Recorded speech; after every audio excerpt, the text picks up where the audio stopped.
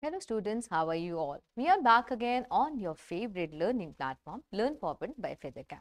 Today we are going to study the chapter Pioneers of Social Reform and Spiritual Unity. Now let's start with it. Now let's talk of the radiant part. Once upon a time in the vibrant land of Punjab, there lived a wise and compassionate soul named Guru Nanak Dev Ji. Born in 1469, he grew up to be a beacon of love and enlightenment for people for all walks of life. Guru Nanak was known for his deep spiritual insights and his unwavering commitment to equality and justice. He believed in the oneness of humanity and the universal truth that transcended religious boundaries. His teachings emphasized compassion, humility, and selfless service. One day, as Guru Nanak Dev Ji was walking through a bustling market, he encountered a group of people arguing about their differences in faith. With a gentle smile, Guru Nanak Dev Ji approached them and shared a parable. Parable is a story with a lesson that spoke directly to their hearts. In a dense forest, Guru Nanak Dev Ji began. There were four blind men who came across an elephant. Each touched a different part of the elephant and formed their own conclusions about the nature. One felt the tail and thought it was a rope. Another touched the trunk and believed it was a tree and branch, and so on. The listeners were captivated by the story, and Guru Nanak Ji continued, similarly, we are like those blind men perceiving the divine in different ways, but in reality, the essence of the divine is beyond our limited perspective. Let us embrace the oneness that unites us all. The people were deeply moved by Guru Nanak Ji's wisdom, and his teachings began to spread far and wide. His followers, known as Sikhs, embraced a path of love, humility, and service to humanity. So he started with this religion. Now let's come to who was Guru Nanak Dev Ji? Guru Nanak Dev Ji was a saint that was born in 1469, and he was known for his deep spiritual insights and unwavering commitment to equality and justice. What is the parable Guru Nanak Dev Ji shared in the story? The parable that he shared was he talked of three blind men touching the elephant and giving different versions to what they were touching. If somebody touched the trunk, they thought it was a tree's bark. Somebody touched the tail, thought it was a rope. So the parable, the meaning of the parable, the meaning of the story here is that for God also we have given different names and different versions, but God is one. Right? What were Guru Nanak Ji ki achievement? Guru Nanak Ji's key achievement was that he followed and embraced the path of love, humility, and service to humanity and mankind. Now we are going to study about two people, Basavanna and Guru Nanak Dev Ji, and let's understand what it is all about. Basavanna was also known as Basaveshwara. He was a prominent figure in 12th century, known for his contribution as a saint poet, social reformer, and philosopher. Now he was a vocal advocate for eradication of इस बंदे ने cast को, class को, gender disparities को बिल्कुल खत्म किया था, बिकॉज उस समय पर ये जो प्रॉब्लम थी बहुत ज़्यादा प्रेवलेंट थी. He lived during the reign of Kalyani और चालुक्य और Kalachuri dynasty, a period marked by significant political and cultural development South India. As a Hindu Shivaite, ये शिव जी पर जो है ना social reformer and a Lingayat saint, Basavanna played a pivotal role in a Shiva-centered bhakti movement which emphasized the importance of devotion and spiritual equality. Now, early life of Basavanna was Madrasa and Madalbai were the parents of Basavanna. They were born in the year 1131 CE. The birth took place in the serene village of Bagewadi, which is situated in Bijapur district of Northern Karnataka. अब ये जो थे ये एक बहुत बड़े Hindu devout थे, और बसवन्ना के जो पेरेंट्स थे वो ब्राह्मण थे बाय कास्ट. इन लोगों को बहुत अच्छी पोजीशन मिली हुई थी हायरार्किकल सिस्टम में. पर जब बसवन्ना छोटे थे, उस टेंडर एज से उन्हें क्वेश्चन करने शुरू कर दिया कि ये जो प्रिविलेजेस वो एंजॉय कर रहे हैं वो क्यों हायर कास्ट के लोग ही क्यों एंजॉय कर सकते हैं. उन्होंने scepticism towards a prevalent ritualism and blind faith उसको क्वेश्चन किया. जो उनके अर्ली एक्सपीरियंस थे, observation play, that played a significant role in shaping Basavanna's progressive spiritual philosophies, which he would later became renowned for. Now Basavanna जो थे, he embarked a spiritual journey. He visited sacred sites, seeked wisdom from the spiritual mentors. Then during his travel, he actively engaged in thought-provoking discussion on religion, society, and ethics, which greatly influenced his unique socio-spiritual ideology. Basavanna strongly criticized the rigid rigid social hierarchies. तो उन्होंने कहा कि ये जो rigid social हियरार्कीज बनाया ना कि आप उसको बहुत ज्यादा फॉलो करो, ये गलत है। और जो रिचुअल मीनिंगलेस रिचुअल है इसको बंद करो, जो अनजस्ट डिस्क्रिमिनेशन है based on caste and creed and gender इसको बंद करो। He also advocated an inclusive and egalitarian society where every individual is treated with respect and dignity. तो इन्होंने कौन सी सोसाइटी पर फोकस किया जहां पर हर इंसान को बहुत इज्जत दी जा रही है। 1160 सीई में बसवन्ना ने अज्यूम किया रोल एक चीफ मिनिस्टर का किंग बिजला के कोर्ट में कल्याणा में। Now this is very important.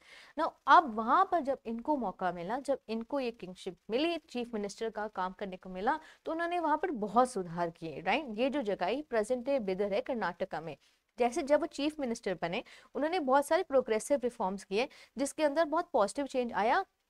Kalachuri kingdom में सबसे बड़ा इंपॉर्टेंट रिफॉर्म था इनका इरिगेशन इंफ्रास्ट्रक्चर को इम्प्रूव करना। इन्होंने क्या किया, इरिगेशन को इम्प्रूव करने के लिए बहुत सारे रेजर्वॉयर्स बनाए, डैम्स और कैनाल्स बनाए, जिसने पानी की अवेलेबिलिटी को बढ़ाया और एग्रीकल्चर को ग्रोथ दिया। इससे वहाँ की प्रोडक्टिविटी और प्रोस्पेरिटी भी बढ़ी।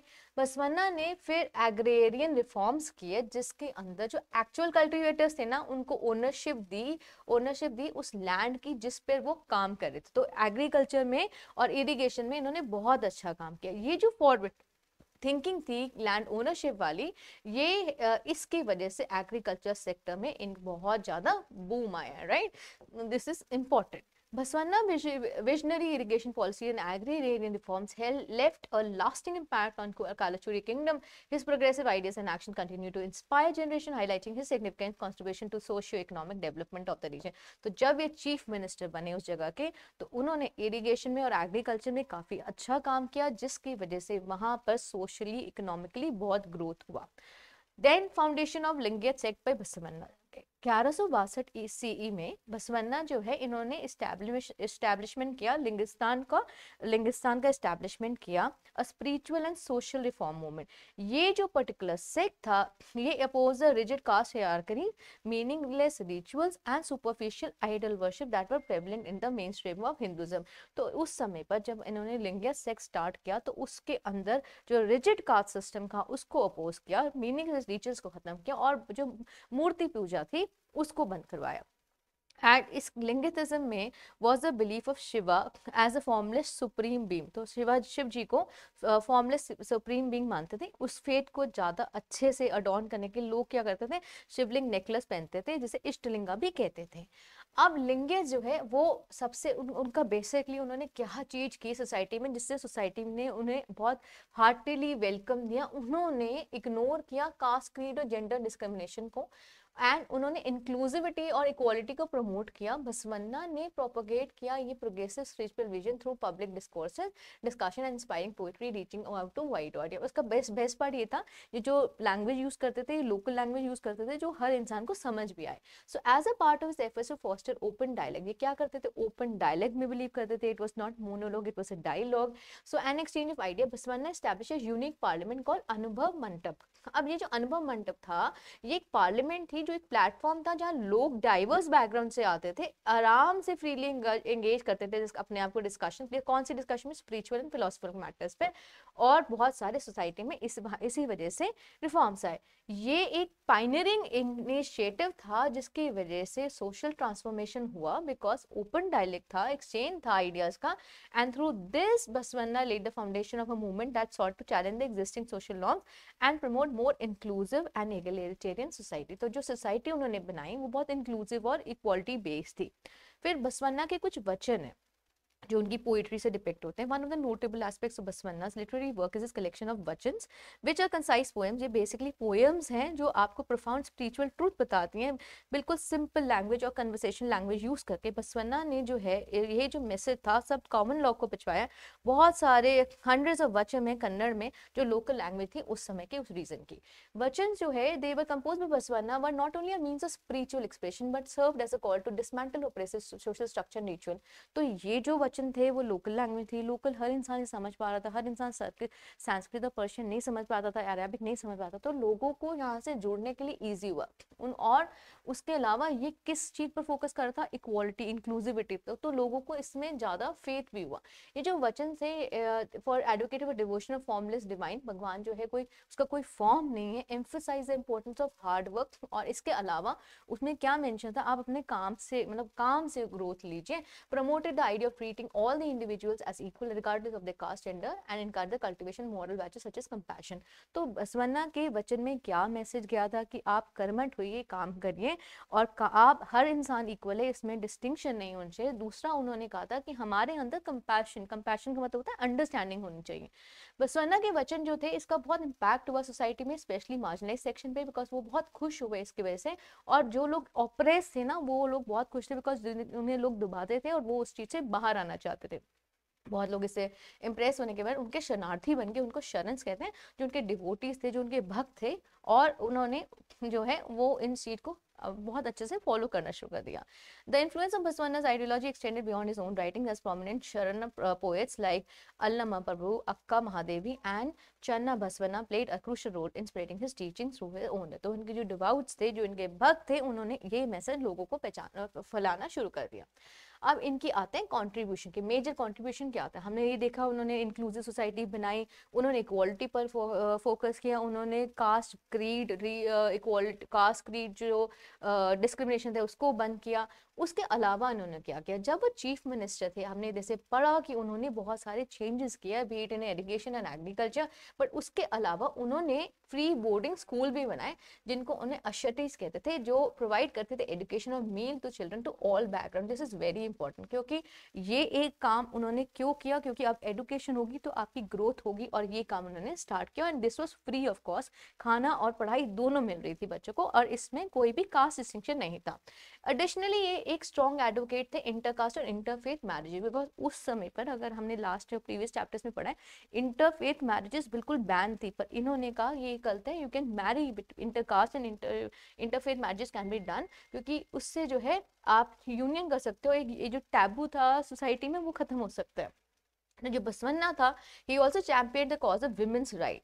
अब वहाँ पे विमेन का जो रोल था ना उस समय पे, एक पैट्रियार्कल सोसाइटी में विमेन का रोल बहुत इंफीरियर था, पर उसने उसको इनकरेज किया। उसने कहा कि अगर कोई लेडी के हस्बैंड की डेथ हो जाती है, वो विडो हो जाती है, उसका रीमैरिज आप कर सकते हो। उसने कहा चाइल्ड मैरिज नहीं होगी, नहीं तो बच्चे की ग्रोथ नहीं होती, बच्चे सीख नहीं पाती है, और जेंडर इक्वालिटी होनी चाहिए, फीमेल्स को भी उतना राइट्स मिलना चाहिए। Finally his administration was also known as appointing people from marginalised and lower caste और higher position, thereby breaking down the barriers and promoting social justice. तो उन्होंने छोटे जाति के लोगों को बड़े बड़े प्रोजेक्ट्स या अच्छी हायर लेवल पे काम करने का मौका दिया, बिकॉज वो जस्टिस में बिलीव करते थे।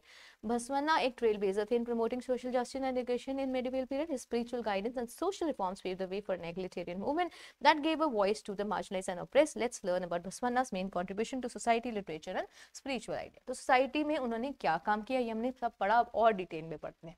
अब during the past there was significant disparity in the way people from different communities such as Brahmin and Kshatriya स्पीटी रीजन। तो मैंने आपको बताया कि ब्राह्मण फैमिली से खुद थे, पर इन्हें खुद को लगता था कि मेरे को इतना प्रिविलेज ट्रीटमेंट क्यों मिल रहा है, तो ये चीज से अगेंस्ट थे। तो बसवन्ना एक फर्म बिलीवर थे कि ये जो ट्रीटमेंट है, ब्राह्मण और क्षत्रिय को अच्छा ट्रीटमेंट मिल रहा है, दूसरों को नहीं मिल रहा है, ये बहुत अनफेयर बात है।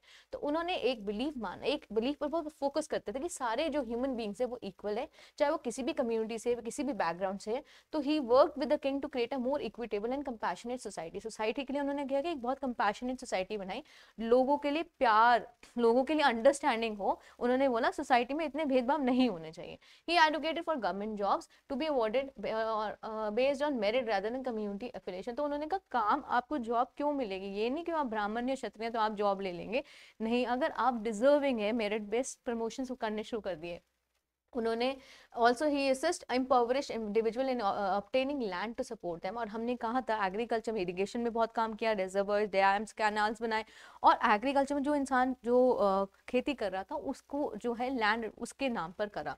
बसवन्ना एस्टैब्लिश कल्याणा, उन्होंने एक जगह बनाई कल्याणा, जो एक सेल्फ गवर्न सिटी थी, where individual from all walk of life could come together and openly discuss social issue. तो उन्होंने एक कल्याणा करके एक जगह बनाई थी जहाँ पे आप फ्रीली बात कर सकते हो, अपनी अपने आइडियाज को रख सकते हो। लिटरेरी वर्क की बात करें, Basavanna possessed an exceptional talent for poetry, showcasing his remarkable gift for words and expression. His poetry was composed in simplistic form in Kannada language. अब इन्होंने कन्नड़ लैंग्वेज, लोकल लैंग्वेज को प्रमोट किया, बिकॉज लोकल लोग उस language को जानते हैं, पढ़ सकते हैं, उसे समझ सकते हैं, तो उन्होंने सुपरफिशियली बड़ी बड़ी लैंग्वेज को ना के लोकल लैंग्वेज को यूज़ किया। इससे क्या था, जो कॉमन पीपल थे ना, वो इसको ईजिली कॉम्प्रीहेंड मतलब समझ पाए और इसे अप्रिशिएट करने लगे उसके वर्क को। और वो बहुत पोएटिक फ्रेम ऑफ माइंड भी रखते थे, तो अपनी पोएम्स लिखते थे। तो पोएम्स में वो बताते थे प्यार से कि डिवोशन क्या होता है, भक्ति क्या होता है, और ये by narrating captivating stories for that drew examples of everyday life experience. तो उनकी छोटी छोटी ना कथा कहानियां होती थी, साखीज होती थी, जिससे वो लोगों को जोड़ते थे कि भगवान की असली डिवोशन किस प्रकार से हो सकती है। Through his poetic composition, Basavanna actively advocated for a form of loving devotion to God that transcended the need of rituals, placing greater emphasis on virtuous and honesty and integrity rather than mere prayers. तो पहले क्या होता था, पहले कुछ भी काम पूजा करने का मतलब होता था बहुत सारे रिचुअल्स करो, बहन सैक्रिफाइस करो, बहुत महंगे महंगे रिचुअल। पर उन्होंने अपनी बात से बताया कि आप ये सब छोड़ के आप जो भी काम कर रहे हो उसे दिल से, साफ दिल से, ऑनेस्टी से, इंटीग्रिटी से करो। इंटीग्रिटी से करने से आपको उस चीज में भगवान को पाना ईजी होगी। जो इनकी और पोएम्स थी, they had a remarkable ability to make complex philosophical concepts accessible and understandable to ordinary individual, allowing them to grasp and contemplate profound ideas. अब इनकी जो पोएम्स थी ना, उससे लोगों को जो बहुत फिलोसफिकल टफ चीजें थी वो आराम से समझ आए, बिकॉज इनका समझाने का तरीका इतना अच्छा था कि हर इंसान इस चीज को कम्प्रीहेंड कर पा सकता। Then notably Baswanna's creative workshop played a significant role. इनकी creative works जो थे वो बहुत important हुआ, जिसने vocabulary of कन्नड़ लैंग्वेज को बहुत इंपॉर्टेंट किया। तो इन्होंने पहले जो है सारा काम, जो इन्होंने पोएम्स लिखी, पोइट्री कन्नड़ लैंग्वेज में लिखी, जो लोगों ने इजिली इंटरप्रेट किया।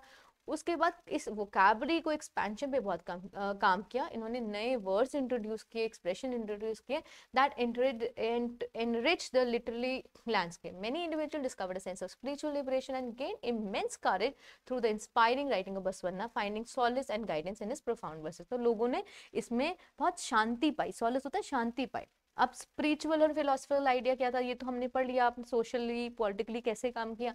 अब स्पिरिचुअली उन्होंने क्या किया, बसवन्ना जो थे, he had a dissenting view towards religious custom that lacked meaning and unjust community system. ब्राह्मण फैमिली से देखे थे, बड़े बड़े रिचुअल होते थे, बड़े बड़े सैक्रिफाइस, वो कहते थे ये सब गलत है, ऐसा मत करो। उन्होंने क्या किया, एक इंट्रोड्यूस किया concept of direct connection between individual and universal God through the power of. उन्होंने कहा भगवान ये ना इंडिविजुअल है और ये भगवान है, और इसको जोड़ने के लिए सिर्फ एक चीज है और वो है प्यार, कोई रिचुअल कुछ नहीं है। According to Basavanna, God's presence can be found everywhere and worship should be based on righteous conduct rather than confined to. कहते हैं भगवान सब जगह है, यहाँ पे भी है, हर जगह पर है, सिर्फ भगवान टेम्पल्स में नहीं है। तो ये आइडल वर्शिप और रिचुअल्स में वो बिलीव नहीं करते थे। Basavanna emphasise the significance of one character rather than their social identity. कहते हैं आप एज अ ह्यूमन बीइंग, आप जब इंसान जब मरता है ना, तो इंसान जब भगवान के पास जाता है तो उसका कैरेक्टर मैटर करता है कि उसका पर्सनल कैरेक्टर क्या है।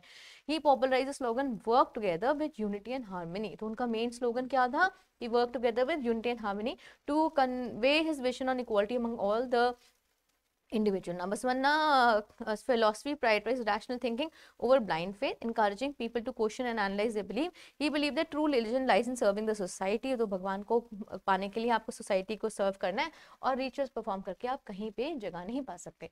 उसके अलावा इन्होंने बहुत सारी प्लेटफॉर्म बनाए जिससे आप अपने स्पिरिचुअल एक्सपीरियंसेस शेयर कर सकते हो, जिसकी वजह से कम्युनिटी और कलेक्टिव ग्रोथ जो है वो इनकरेज हो रही थी, फॉस्टर हो रही थी। He champion the principles of equality, compassion and direct experience of divinity through his reformist and prolific writings in the local language. उसकी एम क्या था, इनका एम था एक जस्ट और स्पिरिचुअली इनरिच सोसाइटी बनाने का मेजर एम था। फिर उसके बाद उन्होंने और इन चीज़ों पे भी काम किया, B it dignity, equality, non violence and unity of God. ये 4 चीज़ों पे उन्होंने बहुत मेजर काम किया।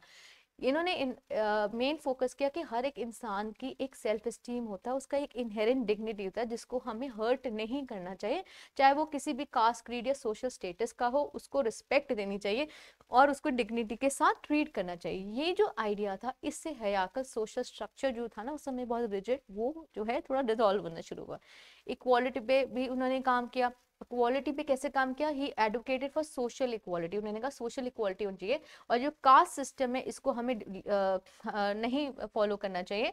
ही बिलीव दैट ऑल इंडिविजुअल, चाहे वो किसी भी जहाँ पे उनका बर्थ हुआ है, बड़ी हाई क्लास में है, लो क्लास में, सबका इक्वल स्पिरिचुअल पोटेंशियल होता है। तो ये जो concept of equality extended to men and women, a radical idea in the context of medieval India, क्योंकि वहां पर उस समय पैट्रियार्कल सोसाइटी का इतना फोकस था कि विमेन को तो इक्वलिटी मिलती नहीं थी, बट इनके कॉन्सेप्ट के अकॉर्डिंग चाहे इंसान वो किसी भी कास्ट का है, क्रीड का है, रिलीजन का है, चाहे वो किसी भी चाहे वो मेल है फीमेल है, पर उसको इक्वलिटी मिलनी चाहिए। उसके बाद ये अहिंसा में, नॉन वायलेंस में बहुत बिलीव करते थे। सो ये जो थे वो इनका जो कॉन्सेप्ट था, it was rooted in the idea of compassion, treating all living beings with kindness. तो ये बहुत बेनेवलेंट, बहुत ही ज्यादा बेनाइंग रूलर थे, बहुत काइंड और जस्ट रूलर थे, सबको इक्वली ना कंपैशन से ट्रीट करते थे। He was central tenet of Basava's ethical framework. तो इनका ये मेजर एक इनका रूट जो था वो था to treat everybody with equally and comprehend, and he followed the path of ahimsa और non violence. Unity of God इनका एक मानना था कि जो आइडिया है ना कया काव्य केलासा का, इसका मतलब है वर्क इज वर्शिप। जैसे हमने पिछली फॉर्म में ना कि वर्क इज यूनिटी, वर्क कैसे है, वर्क के बाद उन्होंने क्या बोला कि work is you can find work is unity and harmony. यहाँ पे क्या है कि वर्क ही वर्शिप, आप काम करिए, कर्म जरूर करिए। He believed in integrating one spiritual life with everyday's action. तो आप स्पिरिचुअल लाइफ अपना सब कुछ त्याग के छोड़ के जाके एक पहाड़ पे बैठ के नहीं पा सकते। आपकी स्पिरिचुअल लाइफ आपके काम भी करो और then you do your task, right. Basava could experience the divine not just through the rituals but by leading an ethical and responsible life। तो रिचुअल करके कुछ नहीं मिलने वाला है, आप कर्म करिए, कर्म अच्छे से करिए, and then you will be able to connect to God। Now these concepts are foundational to the Basava movement that Basava initiated, and they continue to influence the philosophy and practices of Lingayat community। He advocated for evaluating individual based on their worth rather than the community they belong to। Baswanna was a prominent figure who dedicated himself to creating a fair and spiritually enlightened society in ancient Karnataka। Even in the present days, his noble life services as inspiration for the reforms, leaving a lasting impact on the society। आज भी लोग इनको मानते हैं। फिर आया शरण movement या बसवन्ना की लेगेसी। जो शरण मूवमेंट था वो इस वजह से आया क्योंकि जो बसवन्ना की टीचिंग थी ना वो बहुत पॉपुलर हो गई थी, और पॉपुलर होने की वजह से लोग इसको फॉलो करना शुरू हो गए थे। बसवन्ना ने क्या रिजेक्ट किया, उन्होंने कहा कि कास्ट यहाँ की बंद करो, रिचुअल बंद करो, बैकवर्ड कास्ट सिस्टम बंद करो। इस करके इनके बहुत सारे डिवोटीज बन गए थे, भक्त बन गए थे, उन्हें शरणस भी कहते हैं। जो शरण थे ना वो इंस्पायर थे बसवन्ना के विजन से, क्योंकि बसवन्ना कहता था कि इक्वल सोसाइटी हो, कोई डिस्क्रिमिनेशन नहीं हो, कोई वो ये सब इसकी वजह से बहुत सारे इनके शरणार्थी बन गए थे, बहुत सारे इनके डिवोट्स बन गए थे। By giving a voice to diverse socio-economic groups, Bhaswanna sowed the seeds of inclusive society, and the 12th Chinese Sharanan movement flourished into the Lingayat faith। आज के टाइम उसमें 50 मिलियन पीपल हैं जो उनके फॉलोअर्स हैं।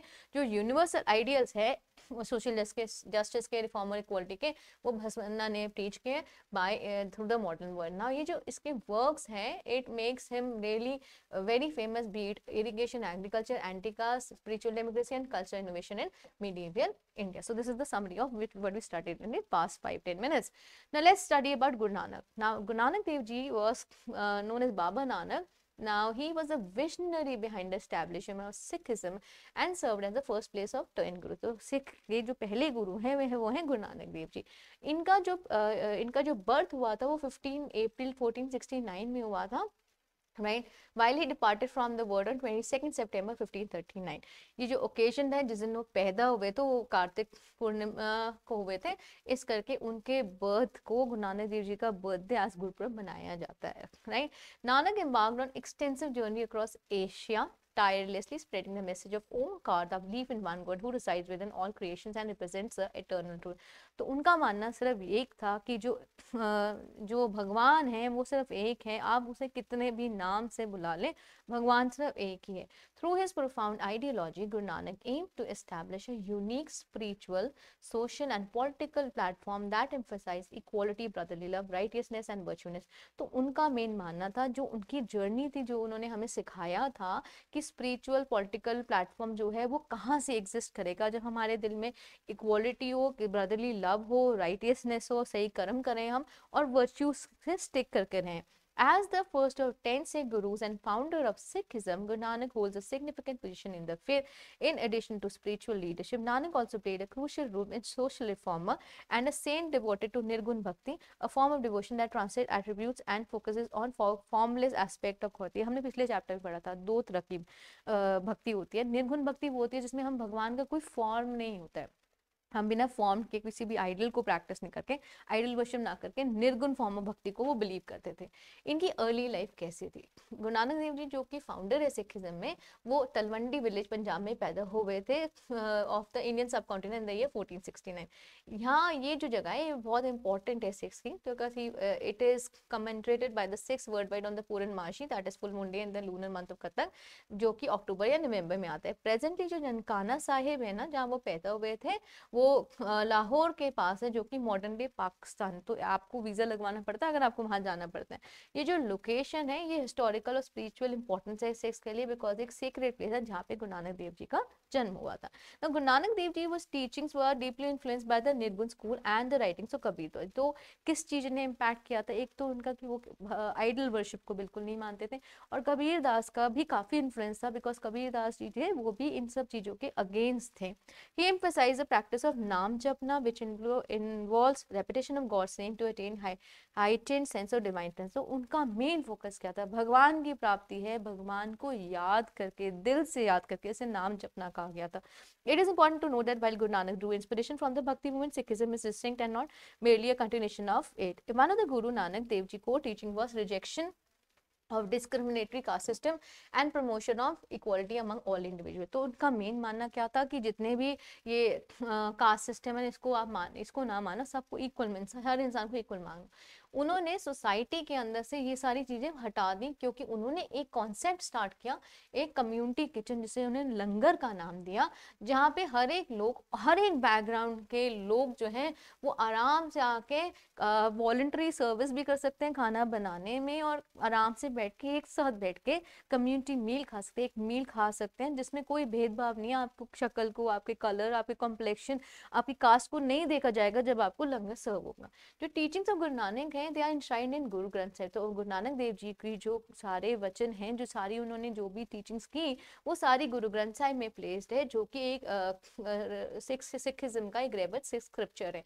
ये जो सेक्रेट टेक्स्ट है ये गाइडिंग लाइट है। अगर आप इसे पढ़ेंगे तो आपको सिर्फ, इसे बोला जाता है सर्व साची बाणी, इसमें सिर्फ गुरु नानक देव जी की बाणी नहीं है, इसमें बहुत सारे ऐसे लोगों की बाणी है, बहुत सारे सेंट्स की बाणी है, जो आपको एनलाइटन करते हैं अच्छे पाथ को जीने के लिए। So it contains wisdom of Guru Nanak Dev ji and very spiritual insight which was imparted by Guru Nanak and subsequent gurus. Guru Nanak Dev ji vehemently condemned idol worship. उन्होंने आइडल वर्शिप को बहुत ज्यादा कंडेम किया, pilgrimages and other formal practices. उन्होंने कहा कि आप इतने बड़े बड़े आप जाके तीर्थ यात्रा कराते हैं, बट अगर आपके दिल में प्यार नहीं है तो ये सब चीजें व्यर्थ हैं, ये रिचुअल्स बेकार है। He emphasized the importance of recognizing God unity and discard the attachment of external rituals that he believed hinder the spiritual growth। तो उन्होंने कहा जो हम रिचुअल्स करें ना, रिचुअल्स से हमें भगवान की प्राप्ति हो सकते हैं, दिल से भगवान के लिए प्यार होना चाहिए।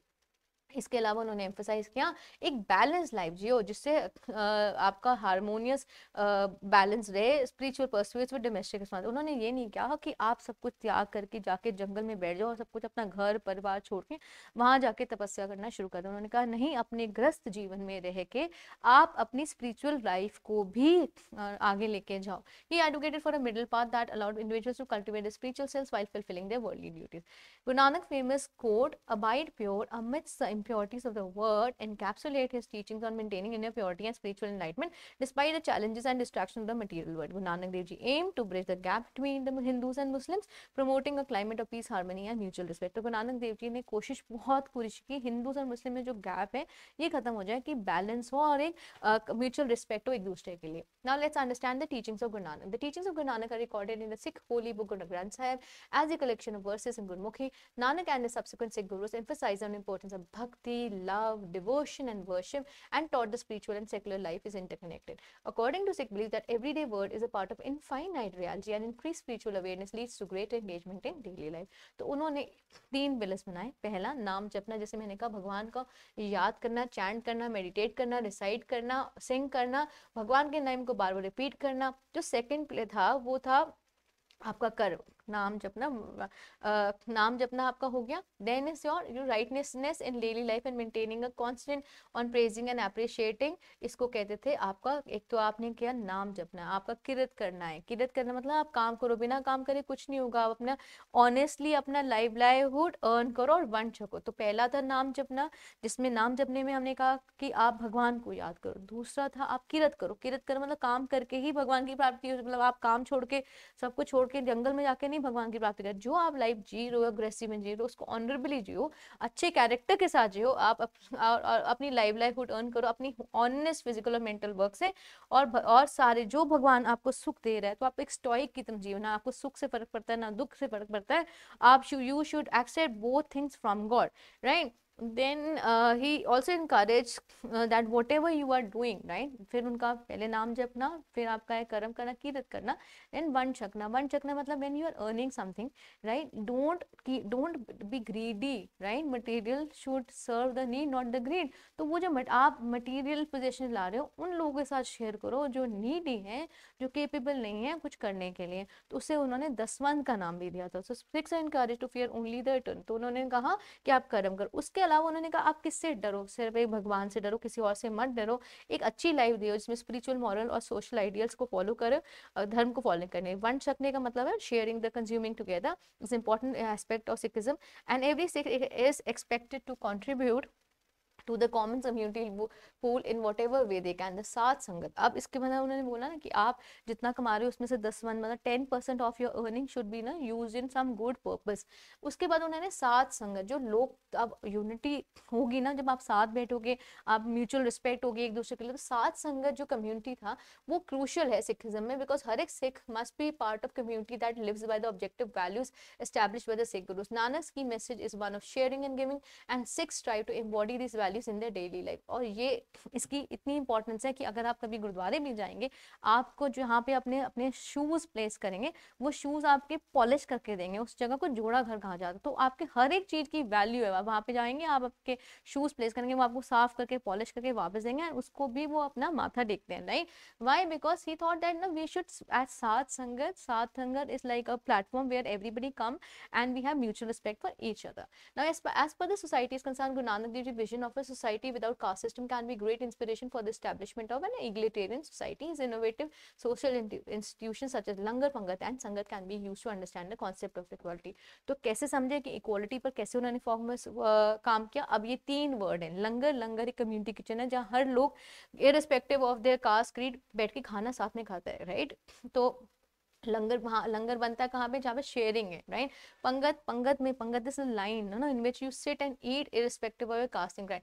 संगत रेफर करता है group of people who make decision together promoting the idea of collective decision making and equal participation.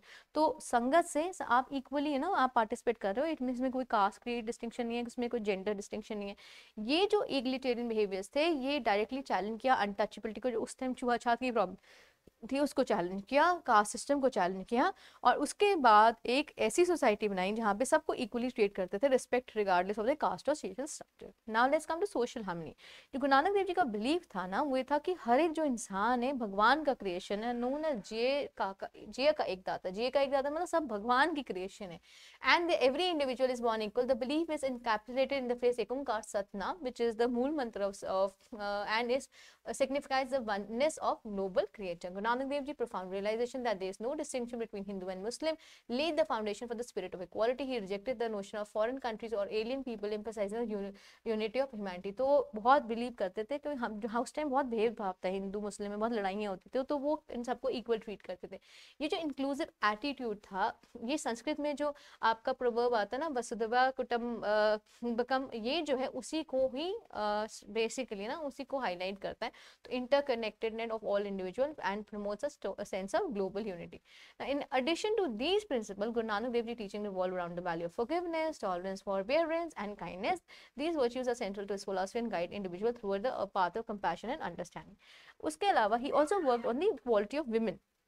जो विमेन थे ना उस समय पर बहुत बुरा इन्फीरियर ट्रीटमेंट मिलता था और उनको बहुत जो है डिग्रेड बिहेवियर मिलता था। तो गुरु नानक देव जी ने चैलेंज किया, उन्होंने एक क्वेश्चन किया, उन्होंने कहा सो क्यों मंदा आके जित जम्मे राजान। तो उस इंसान को बुरा कैसे कह सकते हैं जो अपने वूम से राजाओं को पैदा करता है। तो इस करके उन्होंने ये जब क्वेश्चन किया, it emphasise the importance of recognising the inherent value and contribution of women in society. According to Guru Nanak Dev Ji, both women and men are recipients of God's grace and equally accountable for their action towards the divine. This statement underscores the idea that gender should not be a determining factor in one's spiritual journey or relationship with God. इसी करके Sikhism में there is even no they are females who are not avoided or who are not barred from performing any ritual irrespective of any time, right? So one of the most significant teachings can derive from Guru Nanak Dev Ji life is the significance of respecting women and promoting gender equality. Its emphasis on gender equality serves as a powerful reminder that all individuals, regardless of their gender, deserve equal rights, opportunities, and respect in society. Then is inequality. Guru Nanak Dev Ji imparted his disciple with the invaluable teachings of Kirat Karo, Naam Japo, Van Chako, which emphasize the importance of engaging in honest work, devoting oneself to spiritual worship, and sharing with others. He went beyond traditional spiritual practices and introduced the concept of karam as a foundation of dharma, so transferring spiritualism into social responsibility and a platform for reform. Now, Guru Nanak Dev Ji advocated for a society where individuals earn their livelihood. मतलब आप खाली नहीं बैठे रहो कि नहीं भगवान दे देगा, नहीं भगवान नहीं देगा जब तक आप खुद अच्छे से कर्म नहीं करोगे। और वो ऑनेस्ट लेबर होना चाहिए, सेल्फलेस होना चाहिए आपका एटीट्यूड, और जो अर्निंग्स है उसमें से जितना आप अर्न करें उसका 10% जो शेयर उन्होंने 10वां नाम किया वो आप उनको डोनेट करो, जो लेस फॉर्चुनेट हैं, जो नीडी हैं, जो डेस्टिट्यूट है, right. At the core of Sikhism teachings lies the principle of seva. इसके बाद हाथ से सेवा करो, मेहनत करो, काम करो, which emphasize the importance of selfless service to others. Guru Nanak Dev Ji believed that by practicing seva, individuals can contribute to the betterment of society and create a more just and compassionate world. These profound ideas put forth by Guru Nanak Dev Ji continue to hold relevance in today's world, offering guidance on how to build a society that is based on fairness, equality and empathy. तो अगर इनको हम follow करें तो आज भी एक ऐसी सोसाइटी बन सकती है जहाँ पे बहुत फेयरनेस, इक्वालिटी और जस्टिस और एम्पैथी हो. By embracing the principles of Kirat Karo, Naam Japo, Van Chako and this fun and seva, we can work towards creating a society where everyone needs are met and compassion prevails. We feel for others. Now, despite not fitting the mold of a typical Saint Nanak, a member of the Khatri caste and literate, shared the same divine connection with God as his fellows for followers in the movement of founding. His unique background did not hinder his ability to feel the presence of God within himself and the world around him.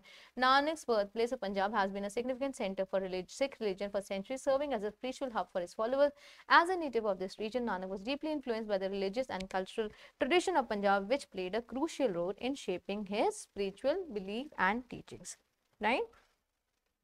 Now, let's go to the question answers.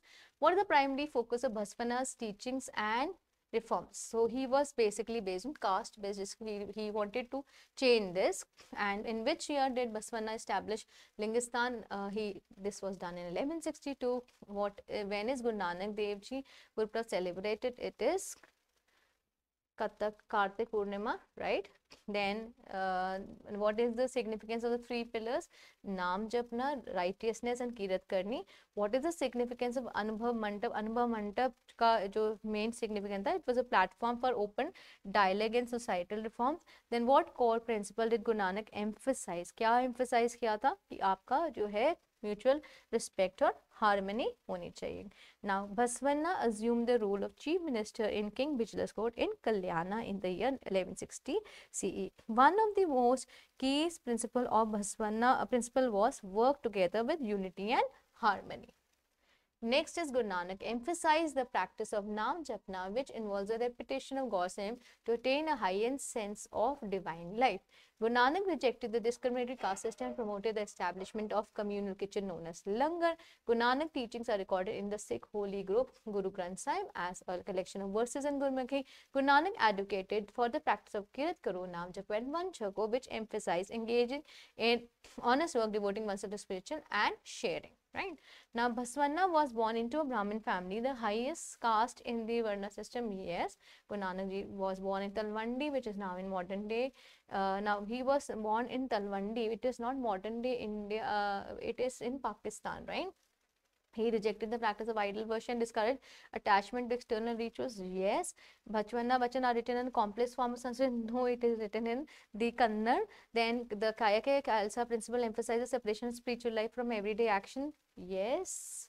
Sorry, no. And then is the Sikhs are encouraged to contribute. The Sikhs are encouraged to contribute to common community pool through one chakna. Yes. Now, that is what is the role of Baswana as a chief minister in King Bijla Court. The role of King Baswana was very important in the King Bijla's court because he was the one who promoted the irrigation facility, like he created the tanks, the dams, the reservoir, which helped better the irrigation facility, and he really worked for the betterment toward agriculture. Describe the significance of Lingatism in the core beliefs. The Lingatism were the ones who really believed in equality among individuals. They were against the caste and the creed system. So this was the significance and their core belief. How did Guru Nanak teaching challenge discriminative caste system, and what social institution did he establish to promote equality? Guru Nanak teachings were the ones which was based on equality of individual, because he believed in complete devotion of one, he believed in one God which could be attained by living a life based on three principles: Kirat Karo, Naam Japo, Vanchako, and he treated everybody as equal. There was no caste distinction on the basis of caste, creed, religion. He started with Langar, Pangat and Sangat, and this accompanied with Seva and Sangat was able to attain whatever he wanted to achieve. And along with this, he was also working on women equality. He raised a question challenging people why did they treated women as inferior. What are the three pillars of Sikhism according to Guru Nanak, and how do they guide the life of a Sikh? The three pillars of Sikhism are Kirat Karo, do your work properly, honesty and with integrity. Naam Jako, recite or chant and meditate the name of Guru. Vanchako, then whatever you're earning religiously with integrity, you are going to share it. The earning that which you're earning, 1/10 of the earning should be shared with the less fortunate. Then explain the significance of Sat Sangat and how it relates to the values established by the Sikh Guru. The Sat Sangat has a major importance because at that point of time there were people who were not able to gel with each other. They were not empathetic. They were not considerate. The Sat Sangat was an open platform where people of different religion, different faith used to come and sit together and freely discuss their thoughts process. Now, how did Baswana contribute to expansion of vocabulary in Kannada language through the literature? Baswana was the one who was against the ritual, the high class privileges given to Brahmins at that point of time. So instead of picking up the tough language like Sanskrit, Persian, Arabic, he used the language Kannada, which was very easy to comprehend by people, and he started this, and he also introduced new vocabulary which was easy to understand. He also was he was a great poet, so his poems were easily interpreted by the local people who were able to work on whatever he was telling through his philosophical teachings. Now, let's come to the next question. Next question is discuss Baswana's agrarian reforms and the impact on the Kalachuri kingdom. When Baswana was made the chief minister, he really worked very hard to improve the social and the cultural reforms. So he really contributed to the irrigation facilities. He really made irrigation very good because he constructed the reservoirs, tanks, dams, canals, which helped in creating a boom in the agriculture industry. Not only this, the landowners were given rights to the lands which they were actually working on. So this was how it changed it. Discuss Guru Nanak Dev Ji vision for society without a caste system and how this social institutions at Langar promote equality. Guru Nanak Dev Ji believed in equality, and all his works were based on equality and believing that God is one. He was basically against all the caste, creed, and women discrimination. He worked on the concept of equality, making bridging the gap between Hindu and Muslim. He also worked for people's equality, wherein everybody was treated as equal. To promote this, he actually had a vision of a community kitchen, which was started during his time. He promoted people sitting together and having a meal together, which he called as Langar, Sangat and Pangat, and this was done without any distinction of class, caste, creed, or any caste or creed. So everybody was treated equal. Now, explain the principle of equality, dignity, and non-violence as propagated by Baswana in the context of medieval India. So Baswana had played an important role in commentating these dignity, equality, and non-violence. So he was actually, he believed that inherent in the inherent dignity of every individual, that every individual, irrespective of caste, creed, or social status, should be treated with dignity. And the society which was based on hierarchical system of Brahmins, Kshatriyas, etc., what should be not taken care of. That should be neglected. It should be based on personal's identity. Everybody should be treated with dignity. Not only this, everybody should be treated equal irrespective of the birth caste system, because everybody had equal spiritual potential. So the concept of equality extended to men and women, radical idea in the context of medieval India. He also believed in non-violence because he believed in the idea of compassion and treating all the living beings with kindness. So this was the one which made the Basavana's key framework. Now let's come to the next question. The next question is, explore the role of Sharan movement in cementing Basavana's revolutionary ideas and shaping of Lingayat faith. Now, during the Sharan movement, people were very attached to Basavana because of his way of impacting the society. So people were literally, the people were attracted to him because he gained immense popularity at that time. So Basavana had rejected all the caste hierarchies, and he treated everybody as equal, because of which a lot of people who became his devout or Sharans. The Sharans, they were inspired with Basavana's vision of equal society without discrimination, and this made basically this inclusive society made the Sharan movement, in which flourished during the Lingayat faith, and it was now followed by 50 million people. Right. The next is explore Guru Nanak Dev Ji teaches of interconnectedness of spiritual and secular life, emphasis on three pillars of Sikhism. Guru Nanak Dev Ji thought that the life is connected to spiritual life only if we actually live a life in which we do our work with honesty and integrity, in which he termed as Kirat Karo. Then he said that it is very important to remember one God which may not have a form, which may not be available in the form of an idol or a form. Because he believed in Nirgun form of worship. So he thought that we should remember God in in every breath we take. We should remember God. We should be spiritually connected God. So he termed it as Nam Japna. Then is Van Chakna. Van Chakna is that when we work, we should not go to the forest, and we should just leave everything. We living our normal worldly life. We should live an honest and upright life, which will matter. And whatever we earn by honesty and integrity, we should share 1/10 of it, which he named as this one, with the less fortunate. Now, how did Guru Nanak contribute to the promotion of gender equality, and what role did he envision for women in India? Guru Nanak Dev Ji contributed to the society by treating women as equal. He raised the question, making people think on the lines. He raised a question. The line is, so kyu manda aakhiye jit jame rajan, which means that how can we abuse, or how can we accuse a person who is giving, whose womb is actually producing a lot of rajas, lot of kings. So he wanted to create a society where women were given equal rights, and he gave equal rights to women, focusing on quality, and women had actually developed an autonomous system wherein women were also equal.